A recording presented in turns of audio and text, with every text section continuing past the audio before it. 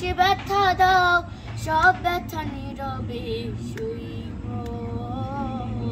তোমার লেখা গান আমি গাইব বন্ধুরে, তোমার লেখা গান আমি গাইব। আচ্ছা তোমার বাইকে একটা কোশ্চেন করবো তো, মাইকটা নাও। তোমার একটা কোশ্চেন করবো, এদিকে তাকাও, মাইকটা ধরো। আচ্ছা এই যে শিপন ভাই, তুমি তো সুমাইয়ের আপন ভাই তাই না? আচ্ছা পর ভাই, তখন একটা আমার কোশ্চেন হলো যে সবাই কমেন্ট করে যে সুমাই এখন স্টার হয়ে গেছে, তুমি তার পাশে আছো, যখন স্টার ছিল না তখন তুমি কেন ওর পাশে ছিল না, তোমাদেরকে কেন দেখা যায় না?